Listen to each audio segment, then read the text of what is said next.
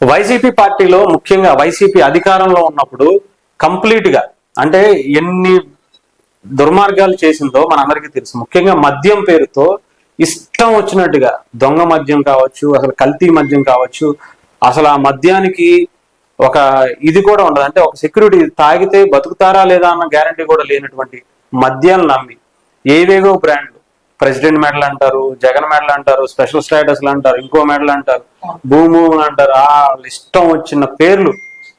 మీకు special status కావాలంటే మద్యం వైన్ షాప్ దగ్గరికి వెళ్తే దొరికే అంత దిగువ స్థాయికి ఆంధ్రప్రదేశ్ ని తీసుకొచ్చేసారు. అది కూడా వాళ్ళు తయారు చేసినట్టు తెలీదు, వీడు ప్రజలకు అమ్మినట్టు తెలియదు. ఎవడి మీద ఎక్కడ అవకాశం లేకుండా ఆంధ్రప్రదేశ్ ని సర్వనాశనం చేసేయచ్చు, ఆ డబ్బులు మళ్ళీ తిరిగి తీసేసుకోవచ్చు అని. ముఖ్యంగా చెప్పాను కదా, మొన్న కూడా ఒక వీడియోలో అన్నాను. ఆ డబ్బులు అంటే ఒకళ్ళు డబ్బులు పెట్టి కొనుక్కోవాలి, యూపీఐ కానీ, క్రెడిట్ కార్డు కానీ, డెబిట్ కార్డులు కానీ ఎక్కడ వాడకూడదు, ఓన్లీ క్యాష్ ఇవ్వాలి. ఆ క్యాష్ ఎందుకు తీసుకుంటున్నారంటే వాడు బాగా తయారు చేయించినట్టు తెలీదు, వాడు తయారు చేసినట్టు తెలీదు, వాడి దగ్గర నుంచి ఇటు కొన్నట్టు తెలీదు. వీళ్ళు చనిపోయినా సరే ఇప్పుడు వాళ్ళ దగ్గర కొన్నట్టుగా ప్రూఫ్ కానీ, తాగినట్టుగా వాడి దగ్గర కొన్నట్టుగా కానీ ఏది ఉండదు. కంపెనీ కూడా తయారు చేసినట్టుగా కూడా ఏది తెలియదు. ఇకపోతే చూడండి, తూర్పుగోదావరి జిల్లాలోనే 7,326 మందిని ఉసురు తీసుకున్న వైకాపా సర్కార్ అట. కంప్లీట్ గా చూడండి, ఒక రాజమహేంద్రవరం అర్బన్ లో 945 మంది చనిపోయారట, గోకవరంలో 679 మంది, రాజానగరంలో అంటే ఒక్క తూర్పుగోదావరి జిల్లాకి సంబంధించి ఎంతమంది చూడండి, 7,000 మంది అంట.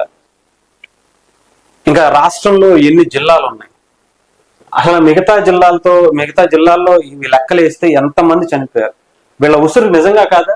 ఈ ఉసురు తగలక కదా ఆయన నామరూపం లేకుండా ఇంట్లో కూర్చోవలసిన పరిస్థితి వచ్చింది. అది కూడా కాదు, అసలు నేను చెప్తున్నాను కదా, ఆయన రాజకీయంగా కూడా ఉండకూడదు అలాంటి కార్యక్రమాలు. అసలు ఎంత దారుణమైనటువంటి పరిస్థితి చూడండి. అసలు 5 ఏళ్ల పాటు నాణ్యత లేని మద్యాన్ని సరఫరా చేసిన వైకాపా సర్కారు వేల మంది ప్రాణాలకు బలి తీసుకుని ఎంతో మంది ఈ బారిన పడి మద్యం సంబంధిత వ్యాధులతో కన్నుమూశారట. డిఆర్డిఏ సెర్చ్ ఆధ్వర్యంలో తూర్పుగోదావరి జిల్లా నిర్వహించినటువంటి సర్వేలో ఈ వాస్తవం వెల్లడైందని చెప్పారు. కంప్లీట్ గా చూసారుగా, డిఆర్డిఏ సెర్చ్ దానికి సంబంధించి సర్వే చేస్తే దాంట్లో బయటపడినటువంటి నిజాలు ఇవన్నీ కూడా. ముఖ్యంగా తూర్పుగోదావరి జిల్లాలోనే నిర్వహించినటువంటి ఈ సర్వేలో ఈ వాస్తవాలు మద్యం అలవాటు కారణంగా భర్త మృతి చెంది ఎక్కువ మంది వితంతువులుగా మారినట్టుగా తెలుస్తుంది. మళ్ళీ డెఫినెట్ గా వీళ్ళకి మళ్ళీ పెన్షన్ మళ్ళీ జగనన్న ఇస్తాడు, వాళ్ళని చంపేస్తాడు, వాళ్ళ మద్యానికి బానిస చేస్తాడు.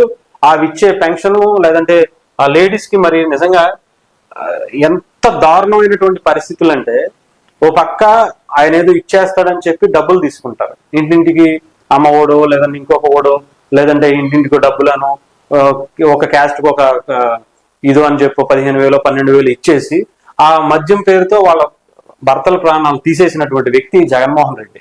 ఎక్కువ మంది దాదాపులు వితంతువులుగా మారిపోయారట. 2019 నుండి 24 మధ్య నాణ్యత లేని మద్యం కారణంగా జిల్లాలో 7,326 మంది పురుషులు మృత్యువాత పడినట్లుగా ప్రాథమికంగా గుర్తించారు. వీళ్ళందరూ కూడా మళ్ళీ మొత్తం కూడా పురుషులే ఉన్నారట, కంప్లీట్ గా పురుషులు మృత్యువాత పడ్డారన్నారు.